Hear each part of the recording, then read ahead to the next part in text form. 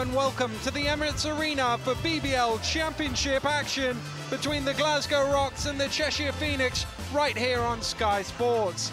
The Rocks are still in the hunt for a top 4 finish in the league, but Cheshire are in decent form and will need to stay that way if they're to fight off the challenge from the sides behind them in the battle for playoff places.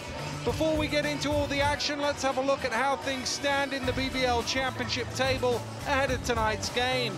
The Rocks are just outside the top 4, but they will still feel they have a chance of catching those above them. In doing so, they'll have to be wary of the challenge of Worcester right behind them. The Phoenix are sitting in 7th, but just 2 points separates them and London, Sheffield, Durham and Manchester. It's one of the tightest playoff races in years, with at least 3 of those teams set to miss out. Well, tonight I'm joined by our good friend Mark Woods, and it's an opportune moment to have one of the leading journalists in British basketball with the news breaking about the funding for the GB teams going forward towards Rio. Yeah, successful appeal to UK sport and really good news for basketball. A provisional 1-year settlement, significant sums of money promised from UK sport towards this summer's national team programmes.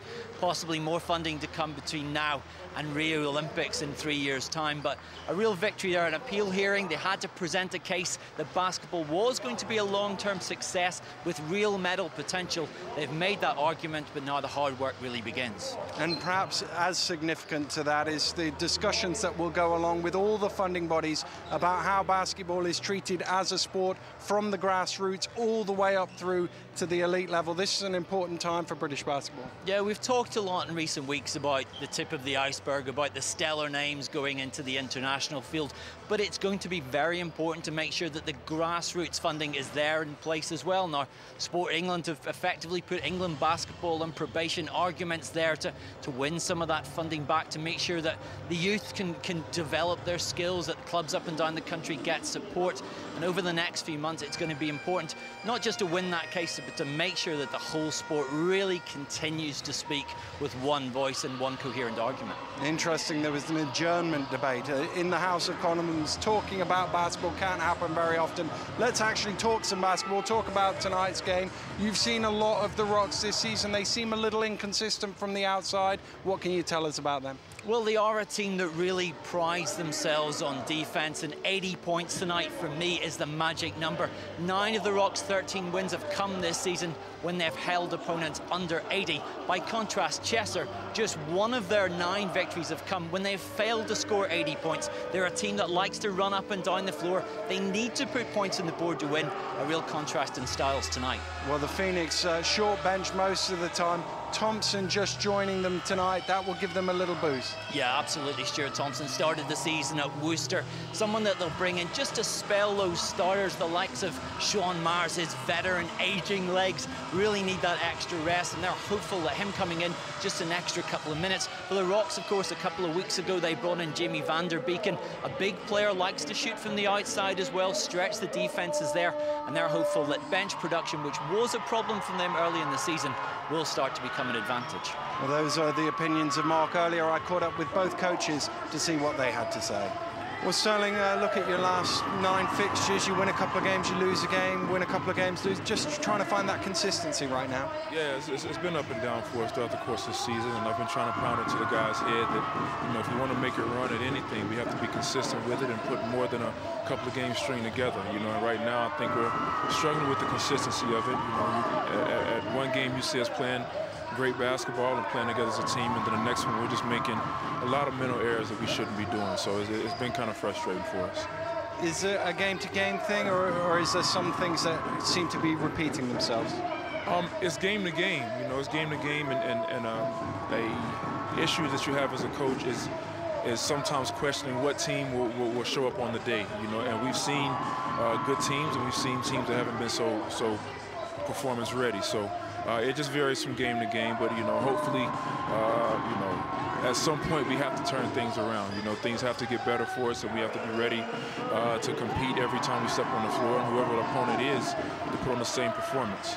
That being said, you're pretty nicely placed in the league. Are you looking up at the top 4 or over your shoulder at the teams behind? Both. I'm just focusing on us right now and looking to see, you know, how we can improve and get better. And, you know, hopefully if we focus on ourselves, those things will take care of itself. We definitely want to crack into that top 4 if we can, but it's going to take us being consistent, which we struggle with throughout the course of the season. So then there's some strong teams right behind us too. So it's a little bit of both, but our focus mainly is on what we're doing right now. And the Jets, they're a team in a battle for playoff places. Not the biggest bench in the league, but are you going to try and run at them?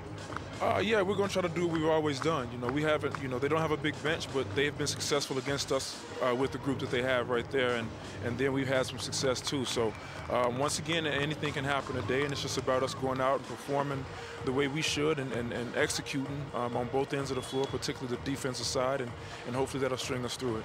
Well, Matt, first of all, Stuart Thompson added to the roster gives you a bit of depth. I know you desperately needed that. Yeah, we did definitely need some depth, and Stuart brings a lot of experience. Obviously, he's been with Worcester at the start of the season. Didn't work out for him there. Manchester again, didn't quite work for him. So we're determined as much as he is to make it work for him to have a good second half to the season. And if you look at the minutes per game stats, you've got 4 guys in the top 6. Hopefully you'll be able to give a break to the likes of Myers and Marks. Yeah, we'll be looking to rotate even more. You know, 6'6" frame. He's going to bring a lot of assets to multiple positions. You know, it's not just going to be one thing that he can go in for a certain person. So he'll give us good rotation that we can get a good rest for the older guys and the people that are playing the more minutes. And you guys look in decent form from the outside. What's your assessment of where the team stands at the moment? Yeah, from the outside, we're doing all right. We're trying to still find that balance of inside, outside, like a game sort of thing. But it's you know, it's a long time to still be working on the balance, which isn't ideal, but we're getting there, and the balance is getting there as well. And you're in 7th place at the minute, but there's a massive pack just behind you. It could go either way. Yeah, there's a lot of games that are 4-point games in my mind. You know, we've got to beat them, and it's worth 4 points, 2 points to ourselves and 2 away from our rivals. And there is a good pack, and it hurt last week having Durham beat us on our home floor. So tonight we've got to try and turn that around as best as we can. Well, EJ, moving into February now, towards the business end of the season, how do you assess the Rocks at this stage? Kind of up and down. You know, we're 11-8. You know, disappointing going out in the trophy last week, but you know, we're ready to fight for a playoff spot. You know, trying to get a good seed. So that's what we're looking forward to now. And obviously you'll have your eyes on the teams above you, the likes of Surrey and Plymouth, but you've got to watch behind as well. There's a right battle going on behind you for playoff places. Yeah, I mean, really we're just focusing on ourselves. I mean, teams are going to play each other the rest of the season, guys. Teams are going to get wins and losses, but we really need to focus on our performance and getting right for April. And what is it that you're focusing the most on improving? Just being more consistent. You know, I think we've been kind of inconsistent this year. You know, I guess we have more wins than losses, but we really want to show up that our consistency, and hopefully by April we'll have that all together, you know, to make a good playoff push. And Cheshire, they don't have the deepest bench, but they've got plenty of experience on the court. Oh, a lot of experience. Ches Marks, Sean Myers, guys like that. I mean, they've beat us once this year. We beat them once, so it's going to be a tough game tonight. Oh, well, Ches, I mean, you lead the league in minutes played. The bench has been a bit short, but you've got another body in there should help you guys out. Yeah, you know, we just signed Stuart Thompson, coming from Worcester in Manchester. Great player, very athletic, you know, kind of a bully too, likes to push around and mix it up a little bit, so it's great to have him on board. And how's it been? I know there's been some issues off the court, but how's it been for you trying to play through all that? Oh, I'm fine. You know, you deal with ups and downs, just in you know, like everything in life. So you know, you just hold your head up high and just try to get through it the best way you can. And you guys are at the top of a real battle for playoff places at the minute, but they're all just behind you. Yeah, it's packed. It's like a rat race right now. You know, you lose one, somebody go in front of you. But you know, tonight's going to be a big test. You know, Scottish Rocks is a great team, so it'll be a big test for us. If we could pull away with the win, that'll be great. And you guys look in decent form. How would you assess yourself at this moment? You know, we log in heavy minutes. I'd say all the starting 5 are logging over probably about 36, 37 minutes a game. So, you know, with the addition of Stu, it's going to be great because he can come in and relieve some of the starters and, you know, get us to the bench and get us rested to come in and deal with what we have to deal with.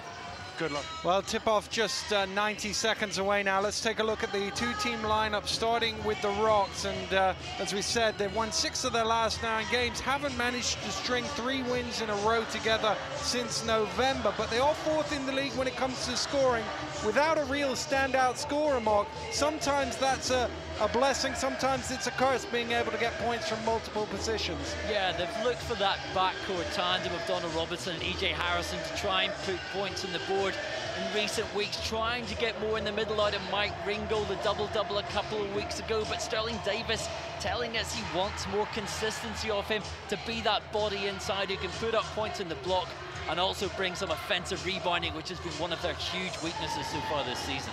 Well, if we take a look at the Cheshire Phoenix and the addition of Stuart Thompson to their roster, his third team of the season, having started at Worcester, played half a dozen games for Manchester, much needed depth for them. They were running the 6-man rotation, which is why 3 of their players are the top 3 in minutes per game this season, including the 43-year-old Sean Myers. Boy, they needed somebody just to give these guys some rest. Yeah, and we've seen there from Ches Marks talking about how many minutes they've had to play. And last week against Durham, that defeat, the fourth quarter, he cramped up, and he said to me before the game, a lot of that is down to the amount of minutes that he's had to play on the court.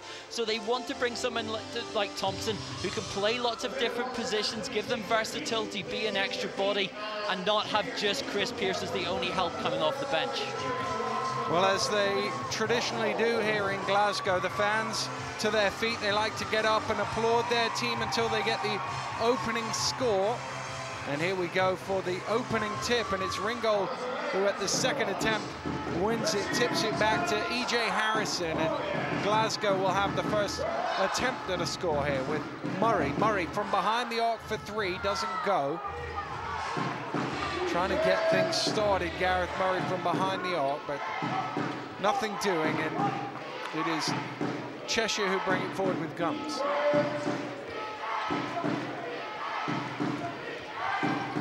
Marks just lost the handle and just kept inbound by EJ Harrison. Yeah, interesting. They're trying to get out defensively to shut Marks down. One of the keys for them tonight, not giving him easy shots, particularly in the perimeter. Nice little, but superb defense. It was a nice post move, but Bland is right up there in block shots per game. Yeah, and Ringgold, though, needing to be more aggressive, and in that position, they want more from there where he can assert himself. Murray drives baseline, dumps it off to Ringgold, has it stolen away. Pearce out and running, has Marks with him, still Pearce, and he dumps it off to Marks, but not before he hears the whistle. The foul will be called on Robinson. I think it'll be on the floor, so it'll be an end-line possession. And certainly there we see Cheshire trying to get out in transition, trying to use their speed there. That broken up that time, but that'll be one of the things for them to try and put points on the board. Neither team managing to put points on the board in the opening minute of this ball game. Marks from behind the arc, off the back of the ring. Long rebound comes out to Ringgold.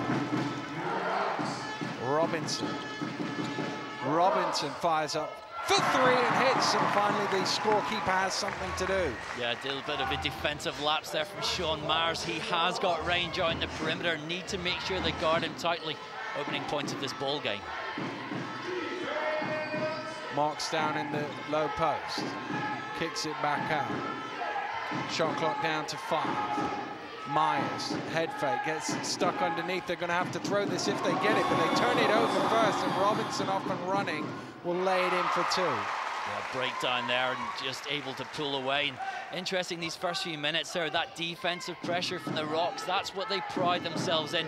And certainly you see there Gareth Murray, a great defender out in the perimeter trying to shut down. Lobbed up way too high from Pearce to Bland, and the Phoenix turned the ball over. No points on the board for Cheshire in the first couple of minutes. EJ Harrison crosses the halfway line. Murray gets it back from Ringgold. Back down, I think it's first touch of the game for Sterling Davis, and he goes to the basket, draws the foul. 2 old legs going at it there, wasn't it? Inside Sean Myers against Sterling Davis. There you see him take the ball, sells the fake, can't quite get the finish. Davis, wise old head when it comes to that kind of situation. Davis will go to the free throw line and shoot a couple. 35 years of age now, Sterling Davis. So Myers still spotting him 8 years. And Sterling misses the second, and Thompson gets his first touch of the ball as a Cheshire player, having just checked in on that defensive rebound.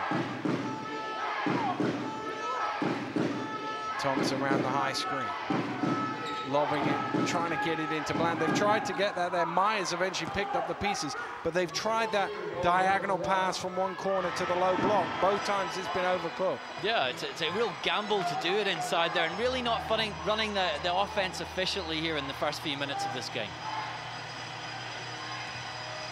Nice step to the basket, but again, Bland with the block, knocking that one out of bounds. Rocks will keep possession, but already Bland showing, well, there might have been a foul on the reach there from Thompson looking on that replay, but we see why Bland leads the league in blocks with 2.5 per game. Yeah, obviously just an aggressive presence under the basket, using that length and that size that he has, an advantage over most opposing centers.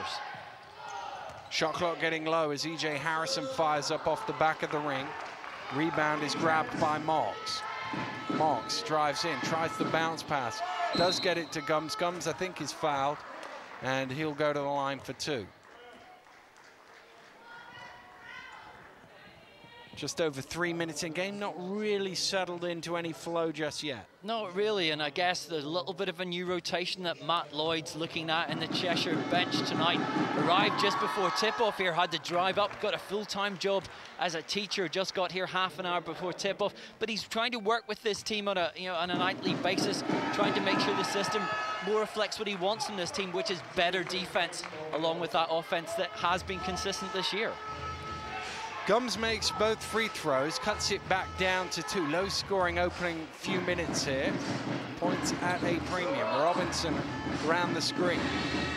Head fake from Murray, steps underneath and knocks down the mid-range jumper. Nice patient approach, and that's where they want to get him in good positions there in the corner against his former team. Marks round the screen. On to Thompson. Gums in the low block, goes to the foul line, and Bland who knocks down that jump shot. And as a big guy, if you can hit that 15, 16-foot jumper, it keeps the defense honest. Yeah, absolutely. Just there, that is a great position for him to get into, and that's what they want all this game. Marks can't convert. Myers knocks that ball loose, and it eventually touched Sean Myers last, so it will be a Rocks ball.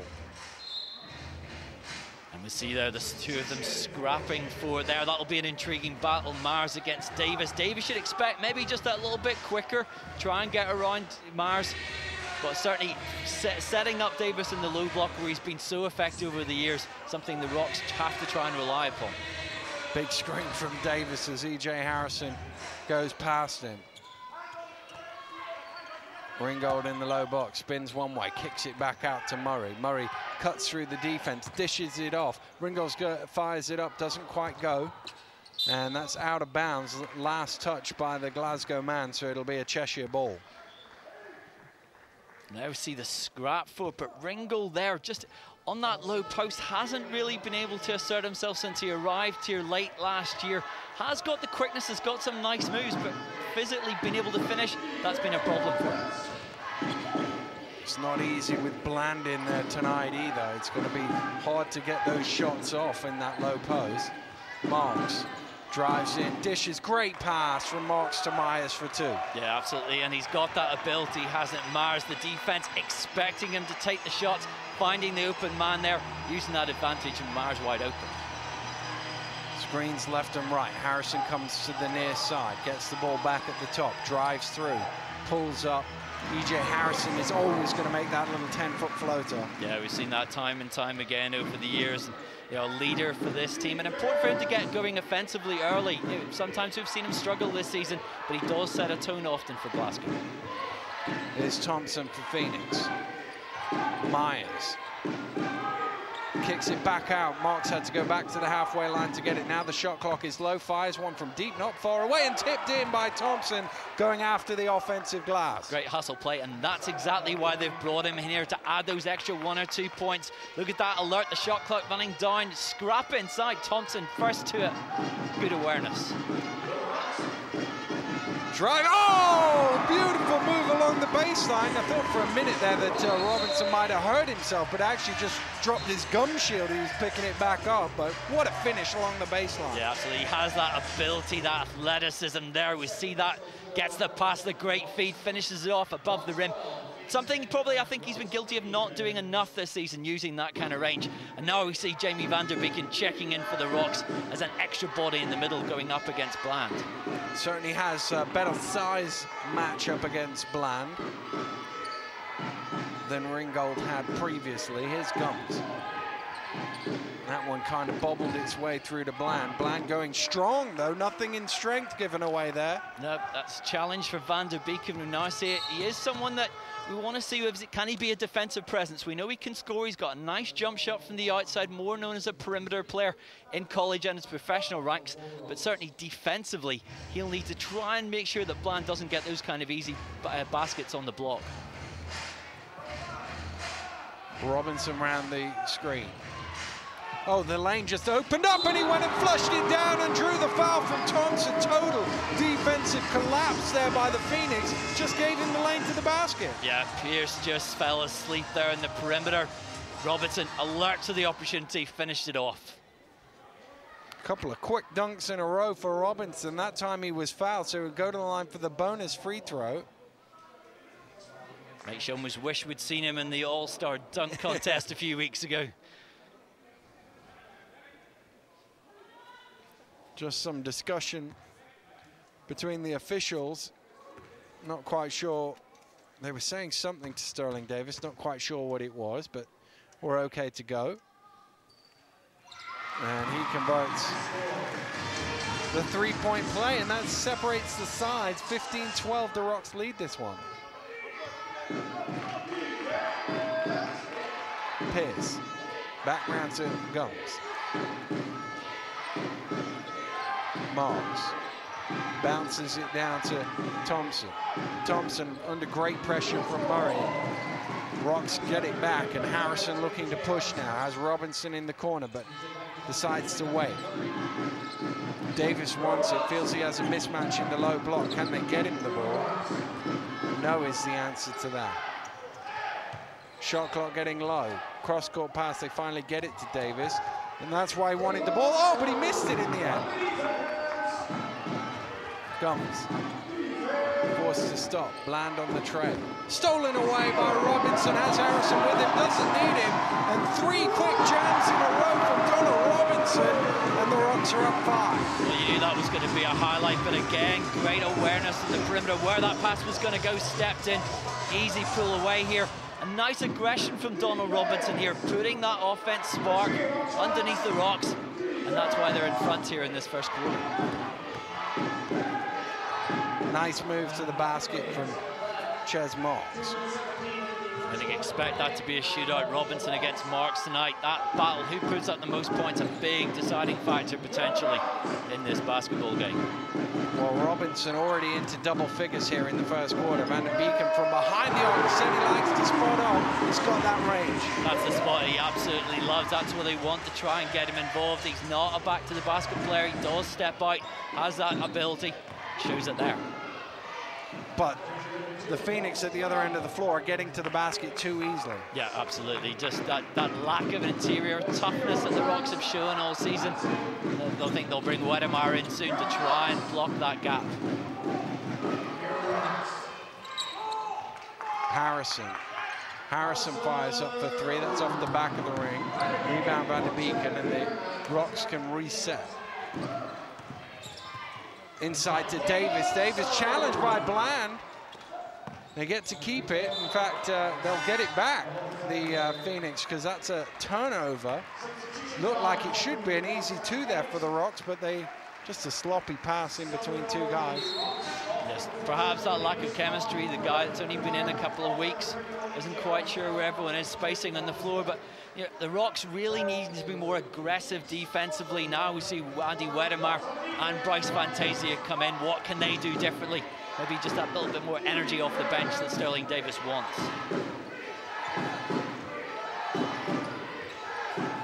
Ches Marks drives baseline. Marks uses the basket well, but didn't quite have enough to spin it over. Here's Robinson. Robinson looking for more points, finding more points. 14 first quarter points for Donald Robinson. Yeah, he's feeling it tonight as well, but using that athleticism, using that quickness there, Cheshire finding it hard to contain it right now. Robinson yet to miss a shot from any distance. 6 of 6. One of those was a 3, and he's also made a free throw as well. Jets running the clock down here, have to get the shot off. Myers fires it up. In the corner on the shot clock buzzer, Sean Myers for 3. And the shot clock can be switched off here as the Rocks run it down.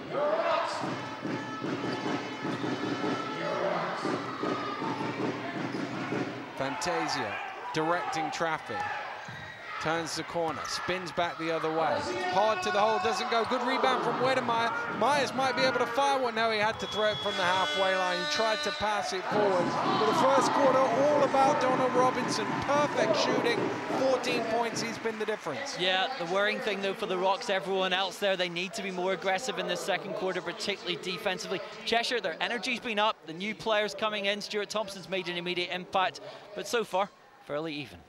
It is fairly even here at the Emirates Arena. We've reached the end of one. It's the Rocks 22, the Phoenix 19. We'll be right back after this break.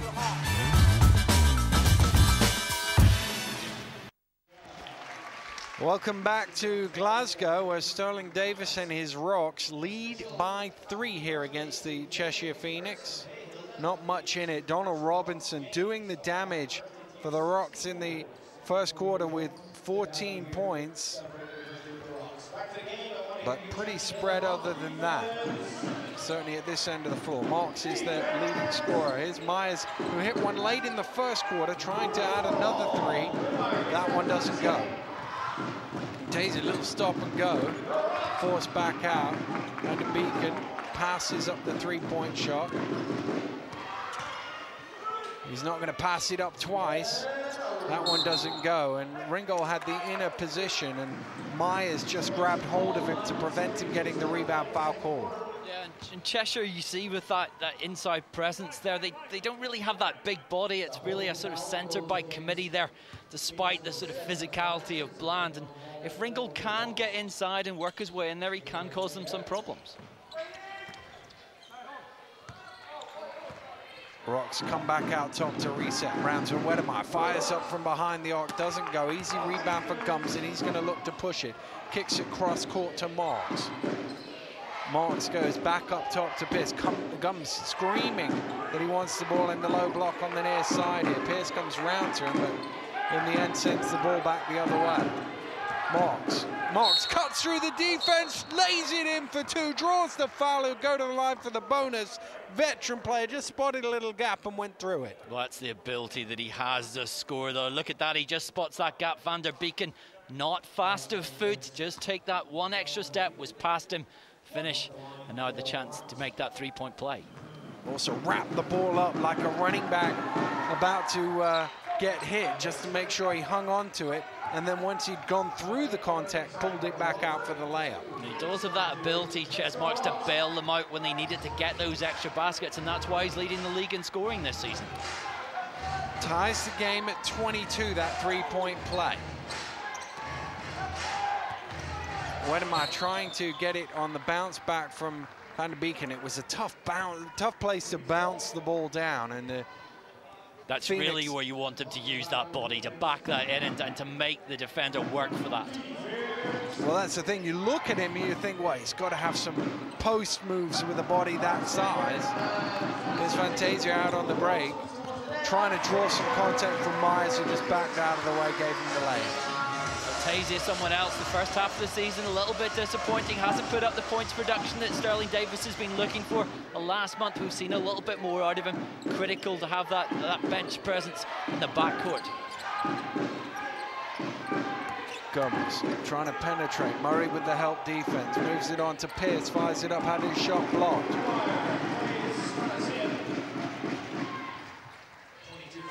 Ringgold. And a Beacon again for 3. Hits again. And maybe they haven't quite... He's only just new in the league. Haven't quite got the scout report on him yet. Well, you'd think after that three he made in the first quarter, Cheshire would have been aware of that kind of range that he has, but they want to try and get him in those sort of spots and make those kind of shots. Here's Bland. The other thing is that because of the size of him, you're always good defense there. You're always going to have a big guy like Bland guarding him. He's not used to going all the way out to the three-point line. Ringgold finishes on the lane, and suddenly the Rocks have bounced out to a little 7-point lead here. Yeah, absolutely, and they're just using that, those different kind of bodies that they've got. Ringgold going inside, Van der Beeken on the outside. Different challenges being posed of Cheshire's defense. Pierce this time doesn't get his shot blocked, but it still doesn't go in, and Fantasia out and running, lobs it up to Murray, and he jams it down. And the Rocks have really taken the momentum in the first couple of minutes here of this second quarter, and they've forced the Phoenix into a timeout. Just some good defense leading to fast break offense. Yeah, that's it. You just want that transition there, that 9-0 run that they've put together in the last couple of minutes. And it's all been just about, you know, good, solid defense, making sure you get up the other end, the simple shots, that alley-oop pass there. They've practiced that so many times in training, I'm sure. And Matt Lloyd now talking to his team, I'm sure, urging them to settle down, to get back to basics, and to make sure the Rocks have to work for it, because right now it's become all too easy for Glasgow.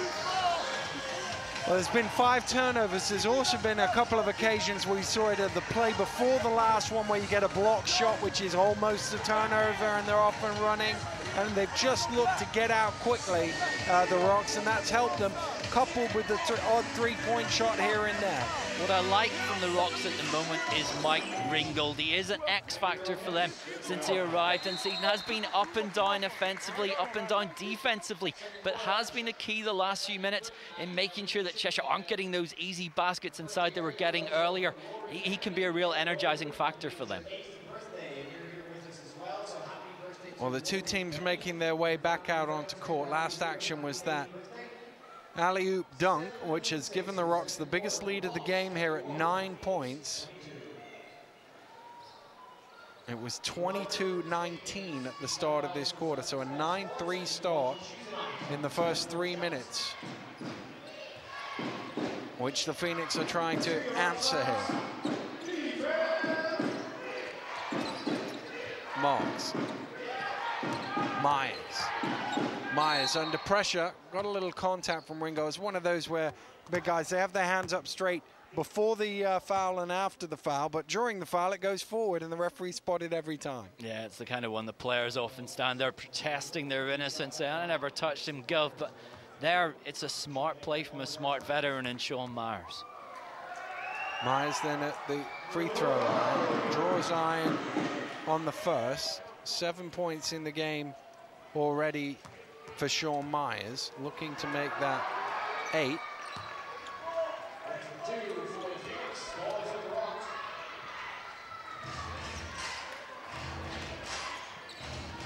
Harrison round the screen. Interesting, they've changed up defensively to Myers, who's a bit more comfortable going all the way out to that three-point line. Harrison, did he get caught? Yes, he did, and he knocks down the shot as well. He was almost on the way down as he fired that shot up. Just a smart play there. You saw that. You watched the defense, took what it gave him there, just waited for it to come out, held on a little bit in the air, and draws the foul. It's just a smart veteran play. Takes the lead into double figures now.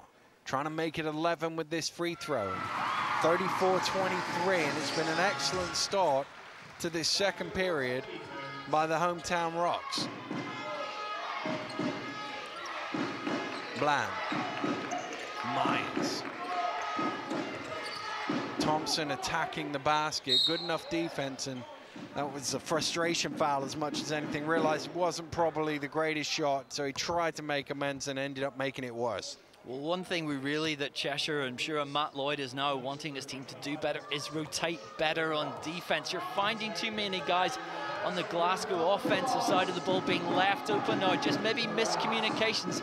They need to find ways just to break this momentum that Glasgow have got here in this second quarter. Wedema. Ball all the way around the three-point line. Got to know where the shooters are in the zone. Got to box out as well. Wedemeyer, he was out on the three-point line as that first pass went round. He got in there for an easy rebound. Yeah, and just mental lapses and breakdowns there. Just Cheshire just not really tightening up defensively. That's going to be called a traveling violation against Bland as he didn't get the ball down quickly enough. And again, you say mental error at one end, mental error at the other right there. You see there, Matt Lloyd, hands on hips on the sideline here, trying to stamp his identity on this team. But they really need to start listening to what he's preaching. Wedemeyer finds a gap, dishes it off to Ringo. Good finish, but again, they just cut through that zone defense way too easily. It's just knife through butter at the moment, isn't it, from Glasgow, but they are making good passes, they're making good reads. Cheshire really not responding. Gums under pressure. It was almost like he pulled out of that shot and realized he had too much on it, didn't stop it airballing. That bounce pass is a little low around the ankles of Wedemeyer. Hard for him to pull that one back up. Gums, a little stutter, takes it to the basket. Nothing doing on that play. Harrison out to Wedemeyer, sets his feet from behind the arc, hits the front of the rim, but once again, inside position. Ringo's got to finish that off, but great offensive rebound. The worrying thing for Cheshire there, how slow they were to get back on defense. A blown offense didn't work, but two guys just loafing on the way back up court. They need to start hustling for this. Marks drives to the basket, and you said earlier, it's amazing how many times they need a score. He just goes and gets someone. Yeah, you see that aerial drive into the basket, creating something out of nothing, but not within the offense there. And again, will he take the basket there, Matt Lloyd, in the sideline? Yes, but is that the kind of basket that he wants from his team? Probably not. Well, the Rocks are going to make a couple of changes with Sterling Davis and Gareth Murray checking back into the game. And this is one of the things we talk about, the lack of depth that Cheshire have. Certainly when you compare it to the Rocks bench at the other end. We haven't seen Robinson here in this second quarter, and he had 14 points in the first period. No, it just gives you that luxury to allow him just to get a little bit of a breather for 5 minutes, save that energy from when we need them. And for Davis as well, to be able to sit on the sidelines and just be a coach for periods of time, something which has been pretty important for the Rocks. Nice spin move from Fantasia. Perhaps should have shot, tried to pass it off. Here's Myers, 3-on-2, gets it to Gums. Gums to the basket, lays it in. They needed that. But Cheshire trying to get back into that sort of transition offense that they had in the first quarter, using that speed up court. Gums there, exactly what they need to do. Murray. Davis has it now. Shot clock down to 6 as Murray tries to find a spot on the baseline. He's got to get a shot off here, Gareth Murray. Does get one off. He almost gets his own rebound, does get his own rebound. Now the horn went off and it ought not to have. He got that shot up in time. They didn't quite reset it. Myers with the pull-up. Long two, just towed the line. Yeah, creating something out of nothing there. But again, you find often, I think, this season with Cheshire, when they have these slumps, they do go to Ches Marks to try and create something, trying to lift them there. But the rest of the team really need to step up. It's interesting, the ball was rolling to Ches Marks there, and he just stepped aside from it and let it roll past, instead of picking it up and throwing it back. And I guess it's one of those things, you grab the little breathers where you can. Absolutely, as he said, you know, when he's playing almost 40 minutes a night, all the rest he can get, it's a big help. Ches Marks leading the BBL in minutes per game as Sterling Davis's shot misses the mark and Marks gets the rebound. 37.5 minutes a game for Ches Marks, leading the league in scoring as well. And we see why he'll keep on doing it if he continues to score like that tonight. Didn't have that much room, but still nailed the shot. Marks up to 13. Leading scorer on his team, still behind Robinson, who had 14 in the first quarter. Trying to feed it into Wedemeyer, and the judge should have gone straight out of bounds or off Wedemeyer last, because it will be a Phoenix ball. Timeout is called. And, well, Phoenix have closed the gap a little bit here, but I think it's they who've called the timeout, cut it back to 5, really off the back of offensive play by Ches Marks. necessarily in any sort of system. He had a couple of pull-ups and then attacked the basket. Yeah, he's feeling them out right now. But if you're Matt Lloyd, it's still that defensive side of the ball. Can they stop the Rocks getting easy baskets? They're starting to keep Ringgold off the glass a little bit more. But it's those open shots in the perimeter that were killing them earlier. They've started to shut that down a little bit, but it is all about that focus. Can they make a run now, heading in towards half-time? Well, Ches Marks with 13 points and 5 assists to his name. So pretty much 2/3 of the offense going through his hands in one way or another. And so far, Cheshire shooting fairly efficiently, 13 of 25, 52%. They are getting good looks at the basket, but again, they are an energy team. They're a team, as we said at the start of the show, that really needs to be scoring 80 points in a game to have a better chance of victory. And so far, just slightly off that mark.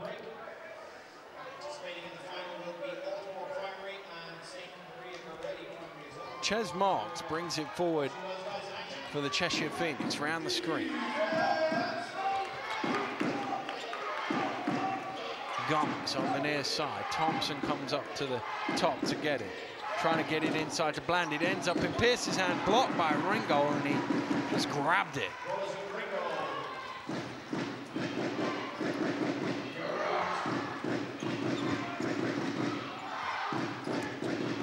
Fantasi drives baseline, trying to dish it off. It gets to Murray. He wasn't the intended target.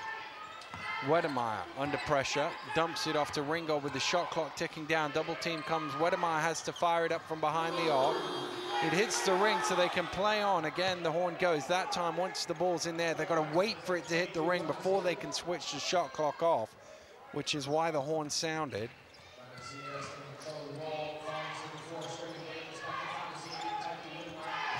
Ringgold spins against, oh, block! Goaltend, says the official. As Bland came, it was just a question of whether the ball hit the backboard before he blocked it or not. If it's hit the backboard, you have to let it hit the ring. If not, well, then the referee would have got it wrong. Marks penetrates through for 2. And they're letting him, in Glasgow's side, Marks have a little bit too easy there in the perimeter, not coming out to try and meet him, to close him down, to stop him getting that first step. And that's still continuing to hurt them here. It's just over a minute left in this second quarter. Traveling violation called against Sterling Davis.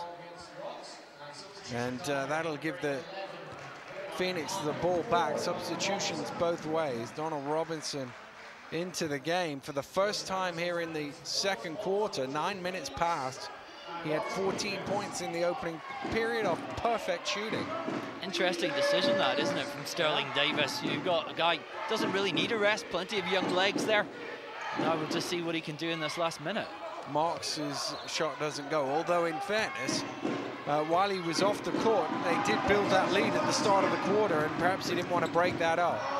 Fantasi got caught in 2 minds as to who to pass that to. Thompson going to the hole, draws the foul, and that will count for 2, I think. Wait for the referee's signal. Yes, it is, and he'll go to the line for a bonus. Yeah, and again, Thompson there didn't really get much of a chance to show himself in Worcester earlier in this season. Of course, brother of Andrew Thompson, you know, a tremendous player in the league over the past couple of years. But again, before the game, when we talked to him about his role, he said just to try and go and pick up what this game gives him. Minutes here and there, points here and there, being aggressive in different areas of the court. And that's exactly the sort of thing that they'll want in terms of giving them just that little bit of extra help as they try to make sure they stay in the playoff places. Well, he's certainly likely to get more minutes here than he would have at either Worcester or Manchester, I would suggest. Yeah, absolutely, and they need that extra depth. Six players won't really cut it. Big stretch of games ahead, of course, including that trophy quarter-final next weekend against Worthing. Stolen away by Gums. Marks for 3. Myers going after the rebound. Gets the rebound, spins in, is blocked by Robinson. And the Myers of a few years ago would have gone in and jammed that one down. Look at that there. The old legs perhaps a few centimetres shorter in the air than they would have been when he was 30. All those years ago. Oh, it just about run this one down. Shot clock's still on. Oh, but Murray takes an early one and hits for 3. Big shot, but it will give Cheshire a chance to come back the other way here. Comes driving through, fires it up. Davis has a look at the clock, throws it from inside his own three-point line. A great start to the second quarter by the Rocks. Saw them build up a double-figure lead, but they just kind of let it go a little bit. Credit to Ches Marks with his offense. 6 points, it's a fair game. It has been the Ches Marks show in that second quarter for Cheshire. Really brought them back into it. Just lapses and little breakdowns from Glasgow. Still very much, I think, in control of this game, but Cheshire not done. It's going to be an interesting second half. It certainly is, and we will have that second half for you in a couple of minutes' time. It's 43-37 Rocks at the break.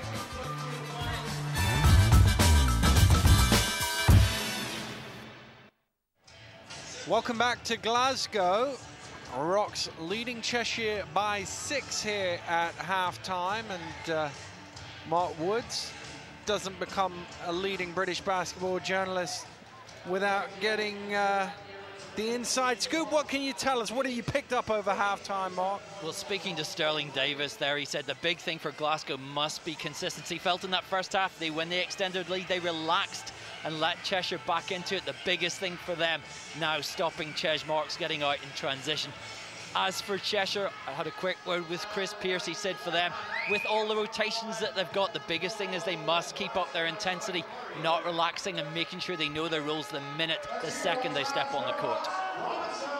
Well, picking up that guy who hasn't missed a shot in the game would help. That would qualify as one of those seconds where you step on the court and lapse, but Donna Robinson, that first half, 14 points, didn't play a lot in the second quarter, has come out with intent in this third period. 17 points now, still to miss a shot in the game. Gets a rebound there off Marks' miss as well. Robinson, little stop and go. Out to Davis, thought about the three, but decides to take it inside. Kicks it back out to Murray. Back to Davis, squares up his man. His shot is short, and Bland with the rebound.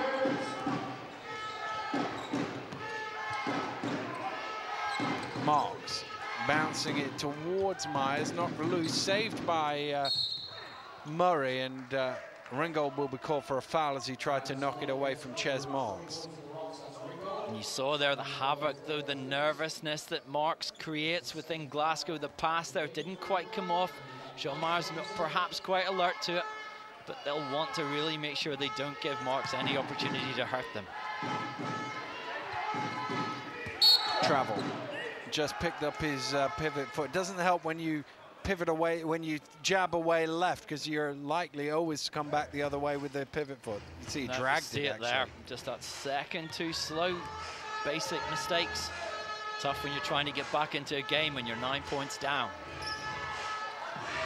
Harrison to Davis. Good hands from Myers to steal it away. Marks has it. Pearce ahead of him. Pearce will attack the basket. Used the basket well to keep Harrison away, but didn't finish off the layup.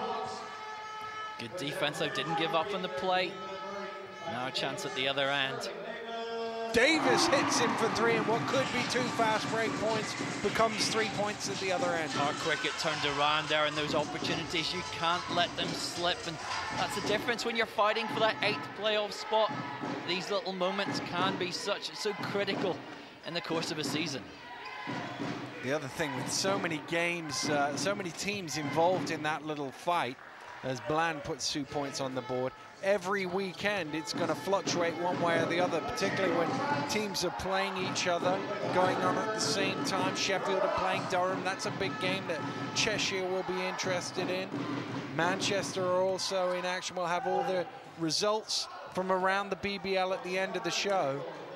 But I would expect the league table will probably see quite a few movements in positioning come the end. Well, I was looking back the other day at my predictions for how that battle was going to go at the start of the season. We all knew Mersey were going to struggle. Sheffield have come and gone. They have good weeks and bad weeks for them. Durham have really improved the past few weeks as well. There is that going to be a really intriguing battle. Cheshire, with extra depth now in the shape of Thompson, can they make a run? Who'll give up those least losses now, I think, between now and the next 2-3 months of the season? Marks' shot is off the mark, bounced out of the ring. Out of bounds, sorry. Be a Rocks ball. And intriguing speaking to EJ Harrison before this game, because the Rocks, of course, going out of the trophy, big disappointment for them. The final, of course, being held here at the Emirates Arena at the start of March. And for them, really now, all to play for is the playoff trophy. And for them, they said every game now has to be about getting ready for the end of the season. That's 3 months away. It's a tough mental battle to make sure you keep your focus when there really isn't anything tangible to play for. But what they want to do is seek out those improvements, try and get Van der Beeken acclimated to their system and make sure they're ready come April. Yeah, real double whammy that going out to Sheffield in the quarter-final, because when you see the semi-final draw, the Rocks would be facing either Cheshire or the EBL team Worthing in the semi-finals for a chance to play in a final on their own floor. They would have liked their chances over in that semi-final. Well, golden opportunity miss, up 6 points with a minute to play. Free throws for Sheffield doing the damage, took it in overtime, and Sharks going through, and now Sharks from not having a great season in the league with a real opportunity there to make a final. Well, that's the thing. I mean, you mentioned about how Sheffield have been a little up and down this season. They certainly seem to have improved in recent weeks. And as you say, semi-finalists in the Cup, semi-finalists again in the trophy. They could easily reach a final. And as you say, what started out a bit slow for the Sharks could end up a decent season. Well, it is about taking your opportunities. We see it there for the Rocks, EJ Harrison in that fast break. But, that trophy will be intriguing. One side of the draw very much stacked with teams at the top of the league. The other side, lower league. And maybe, of course, still, we haven't ruled out that opportunity of the ultimate giant-killing run for the Whirling Thunder. Home tie against Cheshire. Maybe the mother of all shocks there. They've already knocked Mersey out of the competition. That would be some upset if Worthing were to make it all the way to the PBL Trophy final, that's for sure. Hard to see. Hard to see. Hard to see, yeah. But great excitement for basketball. It's good when we have this. We see it often in football, a lower league team, as you see Ches Marks driving in there. But we don't often get it in basketball, and it's great to see the minnows, as we might like to call them, getting involved and making progress. Nice new dimension to the trophy this year. Pearce's shot on the buzzer bounces out of bounds, and Ringo sort of caught it and heard the buzzer and thought it was going to be a shot clock violation, but it wasn't a shot clock violation because the ball was in the air, it hit the ring, and he just sort of went out of bounds with it. Just lack of awareness there for a second. But the Rocks with this 12-point lead, can they put the pressure? Can Cheshire start to make a run back as they did in that second quarter?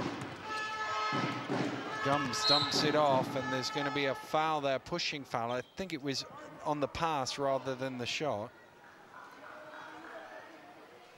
We've been talking games going on elsewhere, games around the league, and just matter of note, there's about 11 minutes left in the game between London and Mersey. It scores a tie. Would be the absolute mother of all shocks. I know that at times we've seen London this season, they can be that little bit complacent, but Mersey yet to win. Could this be the historic night? Well, it's certainly possible from here, not definite, but possible. Gums to the basket draws the 2 points. And Tony Walsh to be commended for the way that he has got Mersey playing hard night after night. They're outmatched talent-wise at the bottom of the league. No real hope there as we see Robinson inside, but the Tigers trying to build for the future. He sees that as a long-term project. It isn't going to happen for them this season, but how much would he love to get at least one consolation win between now and the end of the regular season? Well, no team in BBL history has ever gone through without at least one win. I remember the closest to it was what is now the Lions. I forget where they were based at the time. It might have been Hemel at the time, where they won their last game of the season. They were 0-23 and won game number 24, finished 1-23.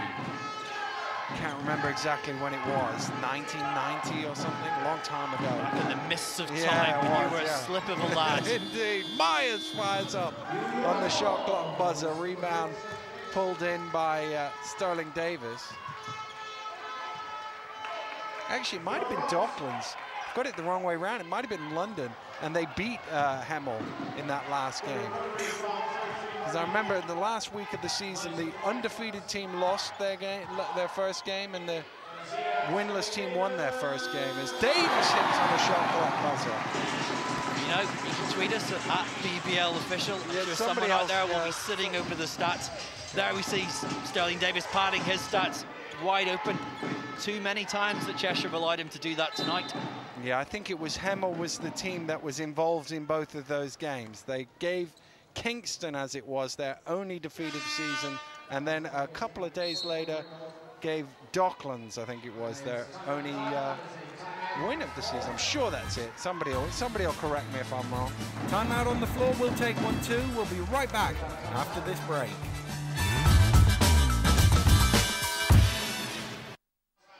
Welcome back to Glasgow. Certainly been a few teams over the years. I mean, the Oldham Celtics had a particularly bad run at one year, possibly I think the lowest winning percentage, and Crystal Palace struggled, of course, towards the end of their existence as well. But for a team like Mersey, they have got a lot of young players. You know, Tony Walsh just only gets them a few times a week. They're trying to, you know, to build something.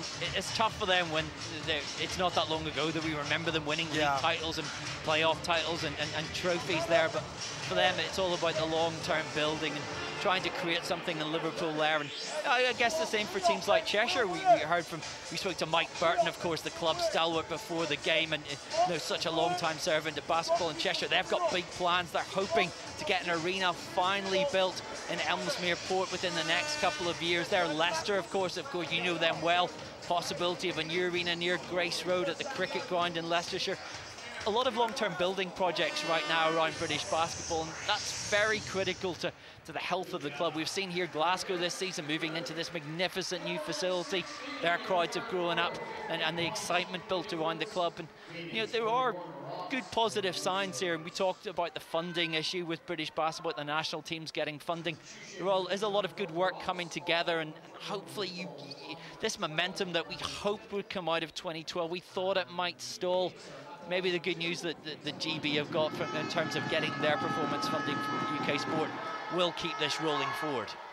Yeah, I mean, I sort of look at it now and wonder whether it might not have been a bad thing, because actually what it did was bring up the conversation of funding for basketball as a sport from the grassroots level all the way. I know it's much easier to talk about the elite level funding and Luol Deng writing to the Prime Minister and all of that, but actually the game is all about the lower level and the kids coming up, the next Luol Dengs, and how we give them a pathway to this level and beyond. Well, it is getting that structure right as well. There was lots of good things come out of the Olympics, but there's also lessons that had to be learned, not just for the GB teams, but in the way that we develop the game, in the way that the BBL fits with the grassroots, so hopefully getting a women's professional league up and running the next couple of years, so that up and down Britain, you've got it, get everyone working together in Scotland and England and the national teams and all around the country. And we've started to see that one voice emerge and people working together in a way they haven't done really effectively over the past 2 decades. Yeah, certainly the BBU, the British Basketball Union, is the voice, the outlet, and that can only be a good thing for the sport.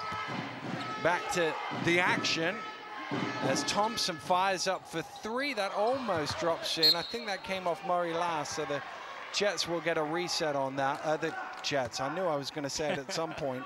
The Phoenix get a reset, and it's probably not the first time I've said it either. It's just sort of force of habit. It's going to take a while for it to stick in our minds, isn't it? It was like changing the Scottish Rocks to the Glasgow Rocks.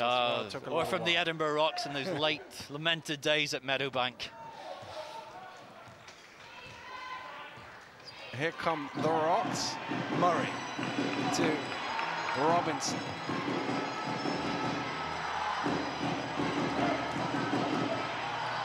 Robinson. Still to miss a shot in this game. There it is. First miss of the game. He'd made his first 8 for 19 points.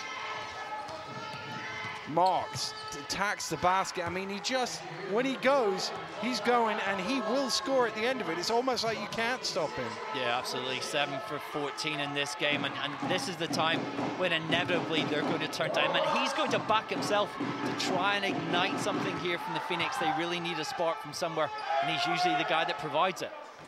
And a Beacon shot doesn't go, but the rebound is pulled in, so we'll get another go at it. Murray with the rebound and assist there. just really sloppy, not getting back in there, giving him that second opportunity. He misses once, you get lucky twice. It'd be very unfortunate. Van der Beek, his third three-pointer. Sean Myers in the lane, that's too easy for him. Rocks still looking relatively comfortable in this game, but we've seen already that the Phoenix, oh, nice from Fantasia through to Murray from behind. The arc for three doesn't quite go. Davis trying to keep it alive. Marks has it. I was about to say, we've seen some runs, usually led by this guy.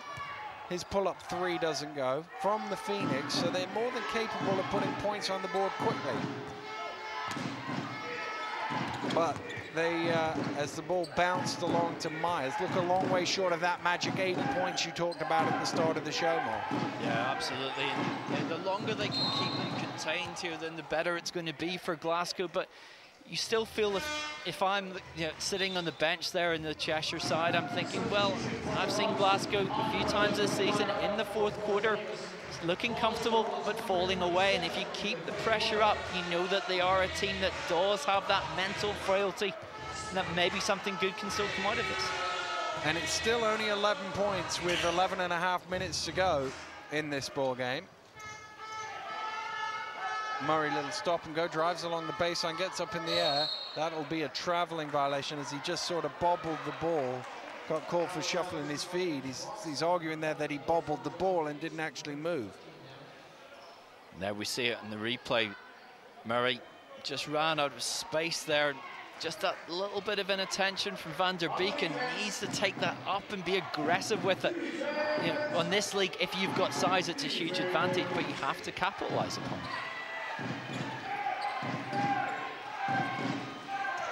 Good hands from Robinson. He's off and running, has help if he needs it. Oh, gets it back as Bland broke it up, and he will convert and will go to the line for the bonus. It was almost a great defensive play by Bland, but Robinson turned it into another good offensive play. Yeah, absolutely. Just alert there and using his quickness there. We see in the breakaway, going to outpace the defense. Almost looked like a double dribble in some senses there, but just alert to it, stuck with it. And he has got that athleticism and quickness to cause defenses problems. Well, Robinson just checking the floor where he went down, making sure that it's been dried, and he will now go to the free throw line for a bonus.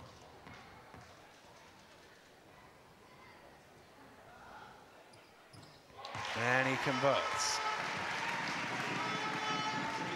14-point lead for the Rocks, just over a quarter to play here. Marks, back to Thompson. Gums at the free throw line, driving to the basket, can't quite finish it off. Wedemeyer there for the rebound.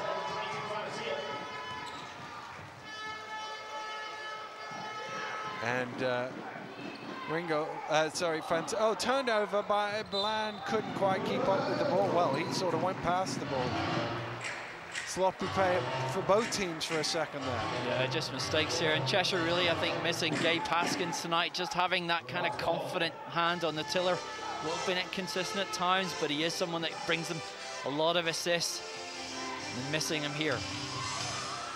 Shot clock switched off as the Rocks look to tick this one down to the end.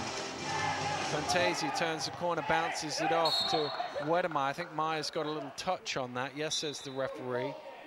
And he's then saying it came off the foot. We can't be saying that for the shot clock violation because the shot clock's already switched off. So I just thought for a second whether they were giving it the other way off the foot, but they're not. They are giving it to Rocks. Fantasia needs to inbound it, gets it in. Robinson in the corner, not quite. Marks has a look at the clock, fires from inside his own half and almost hits it.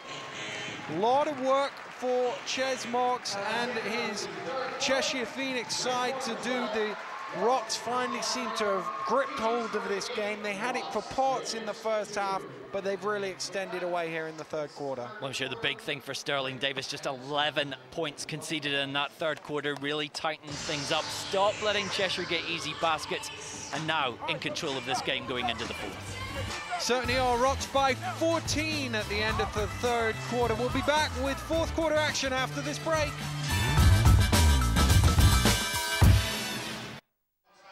Welcome back to Glasgow. Sterling Davis concentrating on coaching here at the start of the fourth quarter, and his team leading by 14. He'll be pretty pleased with the way things stand. And if you had to pick up one stat, Daniel, from this game, Cheshire 2 for 14 from three-point range. Glasgow 8 of 19 so far. Just that lack of perimeter threat really hurting Cheshire, but good defense in the perimeter from Glasgow in this second half. Bland with the good follow, tipped it back in. Just need a little bit of sustained pressure here. Cheshire try and get this back into single figures early on here in this fourth quarter. Robinson from behind the arc for three has been so hot today. Yeah, absolutely, but he's been given too much opportunity out there, and how many times just left open, wide open, dishes out the punishment. 25 points, missed a couple of shots all game. Marks finds some space, sells the head fake, and he hits back. Ches Marks has been the delay of game warning there from Gums, just touching the ball as it comes through the net. As you see, the Marks head fake gets his man up in the air, and it goes in, and Gums just catches the ball, throws it to the referee. You've got to leave it alone if you're on the team that's just scored. Marks up to 19, but then they just haven't sustained defense more than anything else, have they? No, they haven't, and look at that. Murray, the thread through the needle there. Van der Beeken says thank you very much.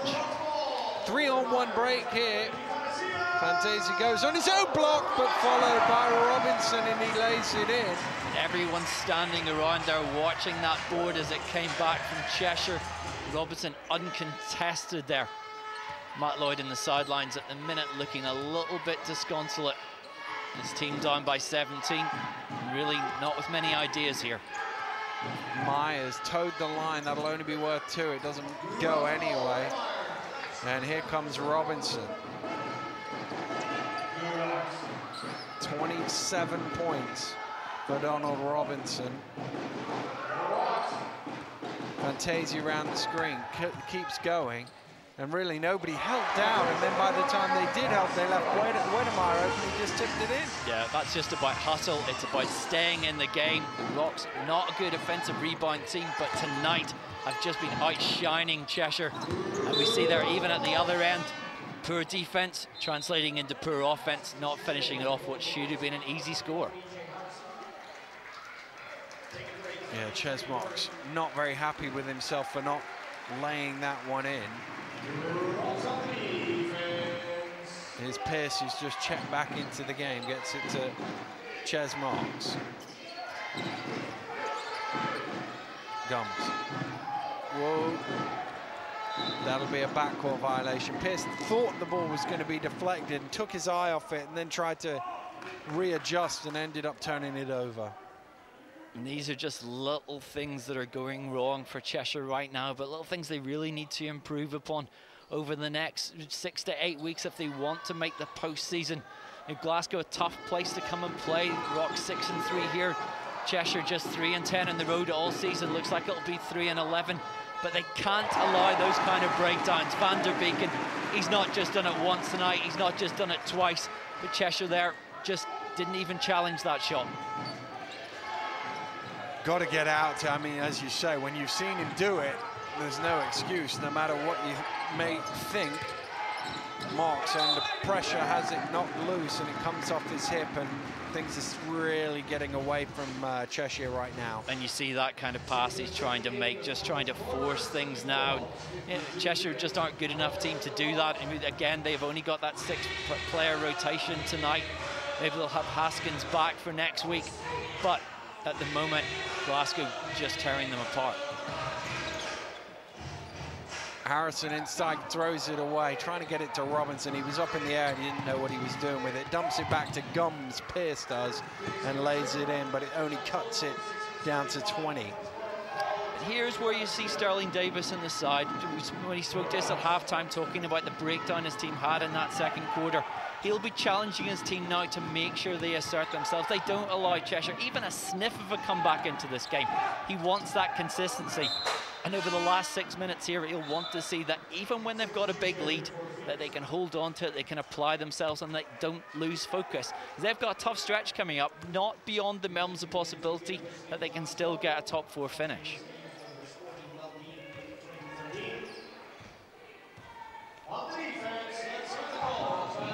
Here's Thompson onto Marks. Marks drives along the baseline, dumps it off Thompson under pressure, can't quite convert. Batted loose by Bland, and Harrison out on the break. He will lay it in for a 2. EJ Harrison doesn't miss those kind of shots. Making it all too easy though for him or Cheshire right now.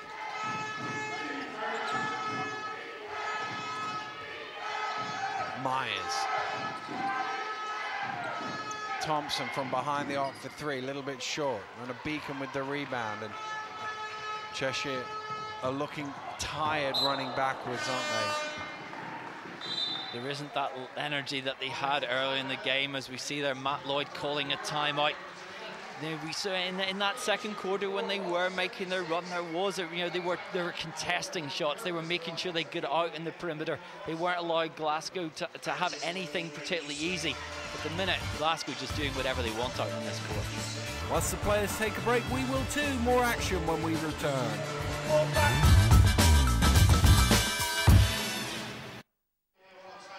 Welcome back to Glasgow. A timeout here. You can see he's not very happy, and I'm sure it's about defensively not getting back quick enough, and that's affected their offense because they've given up easy points. And once you start to feel a little tired, you miss shots like we saw with Marks a few moments ago that you would expect to make. Well, it is intensity, and that, as we heard, was something Matt Lloyd was stressing to his team at half-time, and they're not keeping that up. We've seen the mistakes are creeping in. They know this game's moving away from them now. What can you do now? Matt's a young coach. He's trying to instill the team. He's got Mike Burton, you can see there in the centre of the picture in the blue shirt, a wise old head, has coached for many years in this league. What can he do with his team over the last, indeed, what can he do with him over the next couple of months to try and make this team get ready for the playoffs? But next weekend, of course, against Worthing, it's a game they're expected to win, expected to get through to the last 4 of the trophy. They'll want to make sure now because they're ready for that, because they have a lot to play for still in over this next month. Harrison inbounds to Wedemar. Harrison got 3/4 of the way through the shot and decided against it. Ringgold down in the low block traveled with it. Just didn't get the ball down quick enough. And Ringgold has been prone to that, just that footwork not quite up to scratch here. Shakes his head, he knows what he did there.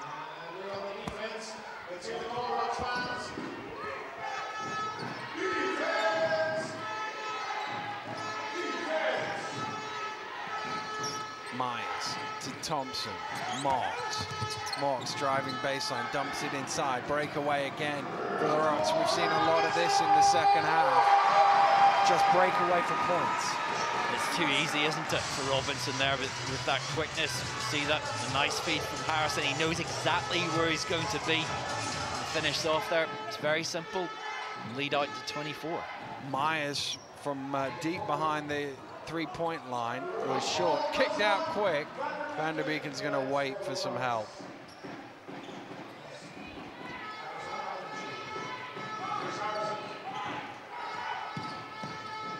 Here's EJ.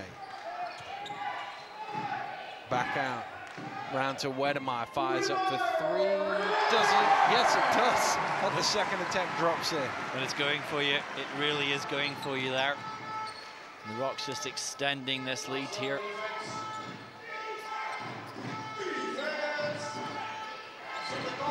Bland. Gets it back again in the low post. Spins baseline underneath. Nice move along the baseline. Something though that Bland's really not done enough of tonight, to use that size he's got, and they're going up against 2 guys who he should match up well against with Wedemeyer and Van der Beeken, but just hasn't been aggressive enough in the low post. Foul caught on Ches Marks reaching in.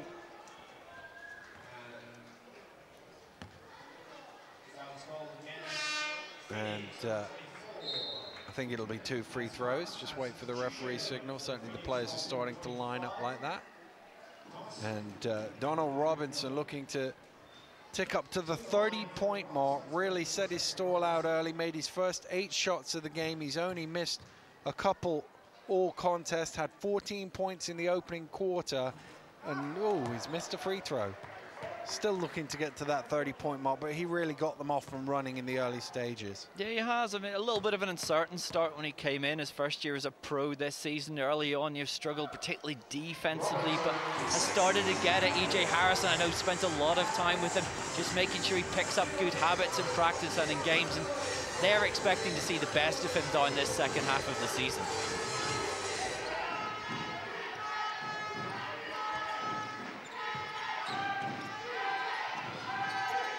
Myers directing traffic, gets it to Pierce. Shot clock getting low. Hands out to Marks from behind the arc, and he hits for 3. And he's been the offensive go-to as ever for the Cheshire Phoenix tonight. Ches Marks up to 20. Yeah, but dominating the ball for them. Hasn't really had too much support there. And I asked him before the game, what would the scoring title mean to you? And he said, well, really not a lot. It's nice that I can have that productivity, but really what we need is wins. And it's fine his teammates sometimes standing around. You think a little bit static, waiting for him to conjure something up, and they need more from people like Gums to try and shoulder some of that load. Oh, Wedemeyer threw it. He got it back. Ringo gets it inside. It was a broken play that ends up in an easy layup. Yeah, nice hustle play there. Just kept his mind on the job and finished that off. Gums back to Marks. Marks resets things. Shot clock into single figures. Gums up in the air, throws it away. Nobody touched it, so it will be a Rocks ball. And it's that time of the night when Sterling Davis is sending on his 2 young Scottish bench players, Dale Grieve and Johnny Bunyan. That's effectively assuming the other team has waved the right flag, as Red Auerbach of the Boston Celtics used to do, lighting up the cigar. Yeah. That's the equivalent here at the Emirates Arena. You get arrested for that these days. Bunyan. I remember doing a game with Rob Paternostro, and when the younger guys got on at the end of the game, he's just saying, you fire them up, don't be passing the ball. You get your points up on the board. Here's Marks, thinks about the 3, drives in, and will get the 3. The old-fashioned way, draws the foul and puts it in off the glass. And that's what you want if you're a younger player in the team here, as we see Marks, the old hand driving to the basket, but people like Bunyan, who's GB under-20 international, wants to try and make a career for himself. Of course, remember his brother Keith, a great servant for the Rocks, a fantastic 3-point shooter in his career. But you want to try and use these couple of minutes just to say to the coach, hey, how about next time I get in when there's a little bit more on the line? Bland, they get a 4-point play out of it with the missed free throw and the stick back. Really, at this stage, a drop in the ocean here. Glasgow really controlled this game. They've really done a great job defensively. Davis will be really happy with that one. From Matt Lloyd, well, his team just execution-wise, offensively, they've been poor. Defensively, far, far too many lapses. A few points of concern as they head into a very big weekend next weekend. Wedemeyer draws the foul. He will go to the line for the bonus free throw. Went through it strongly. He was hoping that might be a 3-point play, but it won't be.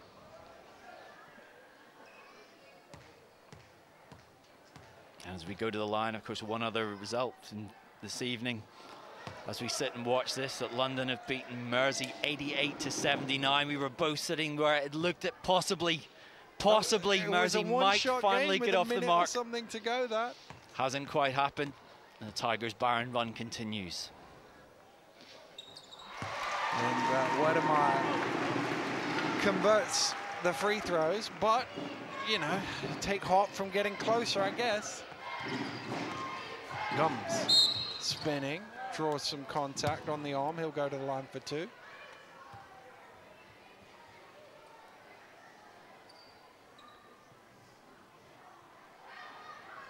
This one almost in the books here at the Emirates Arena. 22 points between the sides. Could be cut to 20 here with a couple of free throws. Just under 90 seconds to go. And well, Mark, you gave that magic number right at the top of the show at 80, and that seems fairly prophetic now. Yeah, absolutely. The Rocks now will go be 10 out of 14 when they hold their opponents under 80. Well under that tonight from Cheshire as we go into the last 90 seconds of this game. The challenge is for them to do this week in, week out.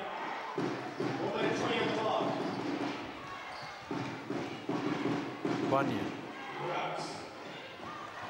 Turned over, and Marks will run it back.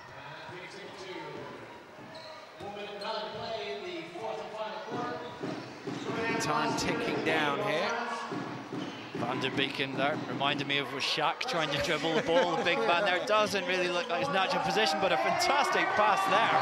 Wedemeyer, if he could get an assist to himself, he almost did that. Great pass, and then he finished the playoff when Ringgold couldn't. Nothing like trying to finish this one in style. As you see the crowd here in front of us up on their feet. They've seen a good performance. Rocks very comfortable tonight. Davis, I'm sure we hear from him later on. I'm pretty pleased with the way his team have pulled this out tonight at both ends of the floor.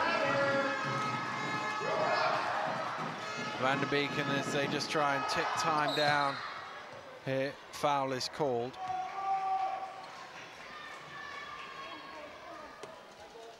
And there will be an end line possession, 30 seconds to play, 14 on the shot clock, so they can't run it all the way down, but they can certainly almost kill this one off as it's knocked away. That will be a jump ball, or it would have been about 5 years ago. It'll instead be a sideline possession with the arrow pointing the way of the Phoenix.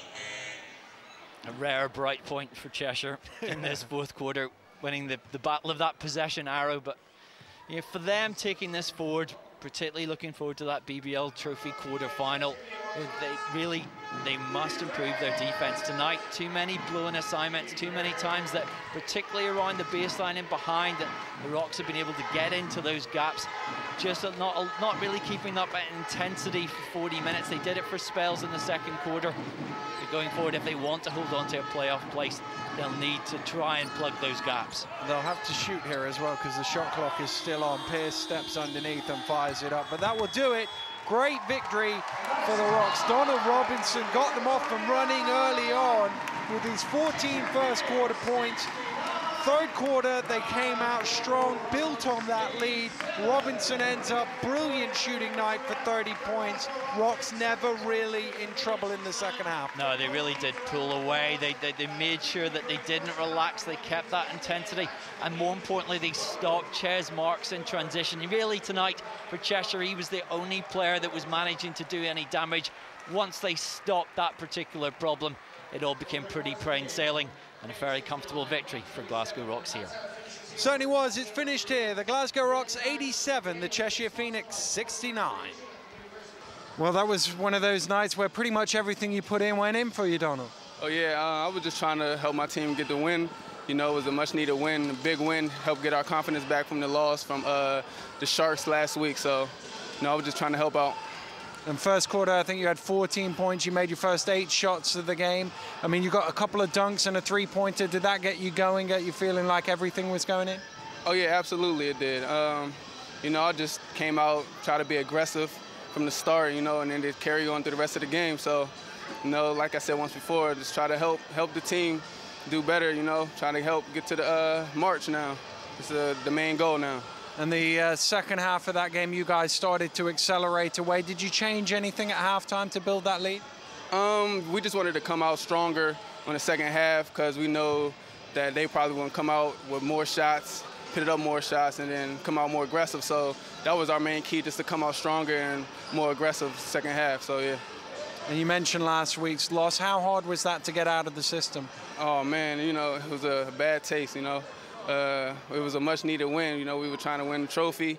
We wanted to play in the finals. You know, it's here at home. So, yeah, it was a bad loss. It was hard to get the taste out of our mouth. So, yeah, it's a good bounce back, good confidence win. So, Well, Sterling, you were in control of that game for most of it. Only really in the second half were you able to pull away. Did you change anything at halftime? Yeah, I did. I wasn't happy with our defensive intensity in the first half. I thought they got into the paint too many times, and then we allowed the shooters to get open looks, and I didn't like the way we played. I thought it helped us to go to that zone in the second half too. I thought it gave them some problems, and we were able to capitalize on the offensive end from the stops. And Donald Robinson had a fantastic shooting night, missed only a couple of shots for 30 points. Yeah, no, I mean, he's a great offensive player. He's always been that. And the thing with Donald is I want him to be consistent with everything that he's doing. And that means on the defensive side, too. And I think he had a decent defensive game today. And I think when he does that, he's on the floor. And if he's on the floor, he's going to be effective on the offensive side. So, he was pretty hot today. I think he was 10 for 12 or something like that from the field. You can't ask for anything better than that, but I just want him to stay consistent with it. And good contributions from across the team. You guys look pretty deep now. Yeah, I mean, I think with the addition of Van der Beek, and that's kind of give us a little bit more. We're able to give different looks to the team. It moves Wiedemeyer to the 3 at times. I can put Garrett at the 4. So I mean, we do have the avenue to have different looks, and I think with the size which we needed in Van der Beek, and I think he'll definitely help. And as you can see, he can definitely shoot the basketball. So it's a different aspect to it, but I think it works well in our system. Well, Matt, that game kind of got away from you in the second half there. Yeah, they switched their defense to a 2-3 matchup zone, and we kind of struggled to go against it, really, which, it makes a difference all in all. And transition, they got plenty of points out on the break. Your guys looking a bit leggy there. It comes down to shot selection. I think that at times we'd move the ball really well. We'd look for a good shot, and other times we were looking to rush a shot. We'd drive down into the short corner, we'd get double teamed, we'd try and pass through it. They got a quick steal and a quick fast break. They're a very quick attacking team in transition, but in the first half we seemed to get a few points on them in the fast break as well. They were a bit slow in transition defensively, but it's the offense in some respects that counts and builds up on you eventually. And when you look up at the scoreboard there, which number is more disappointing for you? The amount of points you gave up or the amount you scored? I think the ones that we gave up in terms of 87 points, I don't think that's too bad. In terms of most winning targets, you want to try and keep as low as possible. And if you could keep a team below 80 points, you're more likely to win. So, to only let them score 87 points, it wasn't too bad. But to only score 69 ourselves is a clear sign there that, work needs to be done. Well, Mark, if we look back over the key plays of this game, if you like. Here we've got a steal, Robinson out, jammed it. He had a couple of dunks early on, that got him going offensively. But turnovers, fast breaks really hurt the Phoenix. Yeah, absolutely. Cheshire 17 turnovers in this game. Slightly less than the Rocks, they had 19, but the difference, the points scored off at the Rocks getting 18 points off Cheshire's mistakes in this game. And time and again, we saw the Phoenix, just those moments where they let those lapses just prove really costly, and Glasgow very ruthless in taking advantage. Yeah, particularly Robinson managed to get to the basket a few times. There was a few bits here and there the other way, but really not enough for the Phoenix to turn it into any serious challenge in the second half. No, really, Cheshire relying on Ches Marks for pretty much all their offense. 26 points for him, 30 for Robinson. He was spectacular. Again, they want to try and challenge Robinson to be better defensively, but in this game, it was really one-way traffic, particularly after halftime, when Cheshire just weren't really working on all cylinders. Let's take a look at some of the other action this week in the BBL. Sheffield Sharks played host to Durham Wildcats in a crucial playoff encounter. Both teams in decent form heading into this game, Durham into a 9-6 lead after the first few minutes. Sharks responded with 7 straight points, and not long afterwards Bridge netted a couple of scores to cap another 6 without reply as the home side moved 23-14 ahead just before the end of the first. A couple of triples from Paul Elderkin saw the Wildcats net 10 in a row to level the game at 26, but Mika Williams responded in kind with back-to-back long-range efforts as Sheffield went 10-0 to lead 39-28. Nick Lewis then hit a couple of long bombs in quick succession as Sheffield's lead reached 17 points before the halftime break. Midway through the third quarter, Durham narrowed the gap to 12, but Williams and Mike Tuck had the home side back into a commanding position at 72-51 early in the fourth. Williams led the way with 26 points, whilst Tuck chipped in with a double-double. Page led the Wildcats. Final score, Sheffield Sharks 88, Durham Wildcats 70. Let's round up the weekend's action. We saw the Rocks win, and as Mark said, the upset not quite coming off in London as the Tigers fell short of the Lions. Worcester maintained their pressure at the top end of the table with an 88-75 win in Manchester, while Sheffield were comfortable over the Wildcats. In the BBL Trophy, Leicester are through to the semi-finals after beating the Heat 66-82 in Surrey. One game on Saturday with the Riders beating the Tigers by 30, whilst there was some explosive action on Sunday night. Charles Smith with a stunning 49 points against the Wildcats, whilst Joe Chapman posted a triple-double in the 106-65 victory. Glasgow came from 19 down to win on an E.J. Harrison triple 69-66 over London, whilst down in Chester, Mike Ojo posted 40 points as the Raiders beat the Phoenix 100-93. Let's see what it all means to the table. As you were at the top with Leicester and Newcastle both winning a league game, Surrey and Plymouth 4 points back. Glasgow now just a couple of points off the top four and 4 clear of Worcester thanks to their 2 wins. Sheffield climbed to 7th place with the Phoenix and the Lions tied for 8th place. Durham and Manchester both a game back just outside the playoff line. Well, we've seen defeat for one of those playoff challenges here today with Cheshire going down to Glasgow. Next week we've got another one as the Sheffield Sharks look to edge forward in that battle for the lower end playoff places. They go down to Loughborough to take on the Leicester Riders. That's Leicester Riders versus Sheffield Sharks, Tuesday 12th of February, Sky Sports 3 at 7 p.m. Thanks for joining us. We'll see you next week. Goodbye.